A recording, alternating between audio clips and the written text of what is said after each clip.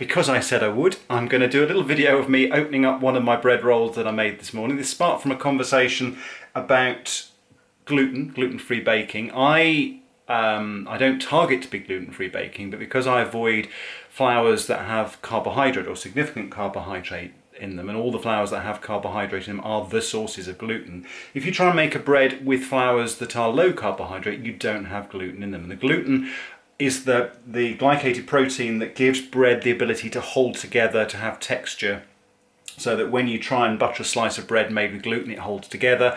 But generally, if you made a bread without gluten, it starts crumbling apart as soon as you cut it, let alone before you start trying to spread butter on it. So I use something called psyllium husk powder to give me that same effect. So psyllium husk powder, when it's hydrated, has a proteinous glutinous structure very similar to gluten. So this bread roll was a batch of bread rolls. It's a soda bread. It's made not with yeast, but it's made with baking soda.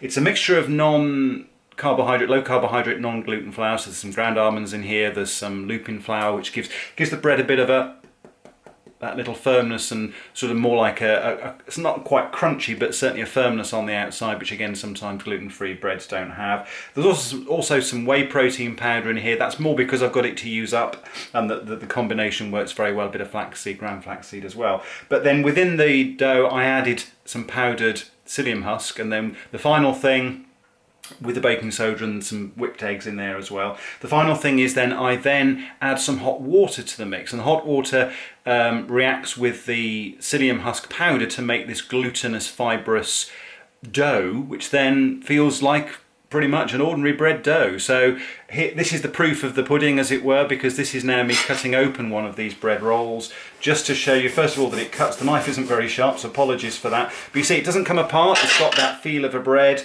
I don't know whether you can see inside, but it's not only got the feel of a bread, but it's got the appearance of a bread as well, because it's got this slightly stretchy, it holds together, means pulling it stretchy. I don't want to play with it too much because I'll be eating it in a moment. But there we go, that is my non-gluten bread. But rather than using xanthan gum, which is another one of the alternatives they give for gluten-free baking, I'm using this ground psyllium husk powder, and it does the job very nicely. What I might do is now get some butter and just show you spreading some butter on it.